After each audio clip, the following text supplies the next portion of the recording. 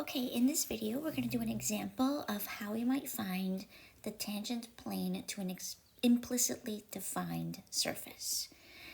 So let's find an equation of the plane tangent to the ellipsoid at the point 0, 4, 3/5. Notice that the equation of our ellipsoid is written implicitly. This is a surface in space that gives us an ellipsoid.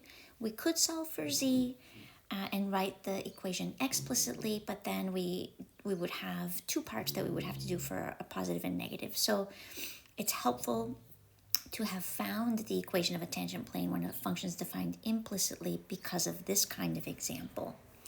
So recall from our previous video that the equation of the plane, we need two things for that equation of the plane. We're going to need the gradient of our surface at our point, and we need a point, and we have the point. We can find the gradient. The equation of the plane then will be the partial derivative with respect to x of our surface at our point ABC times x minus a plus partial derivative with respect to y at our point times x minus b, y minus b, sorry about that, and plus the partial derivative of our surface with respect to z at our point times z minus c. And I'm just going to drag all of this a little bit over. Here we go. And that equals 0. So let's find our gradient vector. So to find our gradient vector, we're going to need partial with respect to x of our surface. And with respect to x, we're going to hold both z and y constant. So that's just going to give us 2/9 x. And note that this partial derivative exists and is continuous it exists at our point and it's continuous. So we know that we're going to have a tangent plane because that will happen for all of our partials. Now, if we find our partial derivative of the surface with respect to x at our point, notice that this only depends on x. So we only need to put in when x is 0, and we're just going to get 0. All right, let's find our partial derivative with respect to y.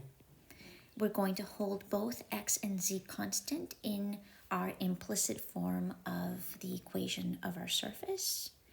And so that means we're just differentiating y squared over 25 to get 2y over 25, and all the other derivatives will be 0. This is also exists and is continuous at our point. When we evaluate it at our point, since it only depends on y, I'm just going to put a bar here. This is when y equals 4. And that's going to give us 8 over 25. And our partial derivative with respect to z, we will hold both x and y constants, so that's going to be just 2z. So our partial with respect to z only depends on z, so I only need to evaluate it at the moment when z is 3/5. And that's going to give us 6/5. Now, recall that our point has coordinates 0, 4, and 3/5. And so now we're ready to write our equation of the tangent plane. So we're going to have first just 0 times x minus 0. That will all be 0.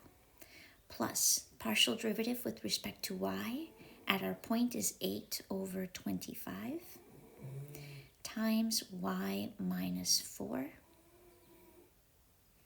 And then plus the partial derivative with respect to z is 6/5 times z minus 3/5. And this is equal to 0.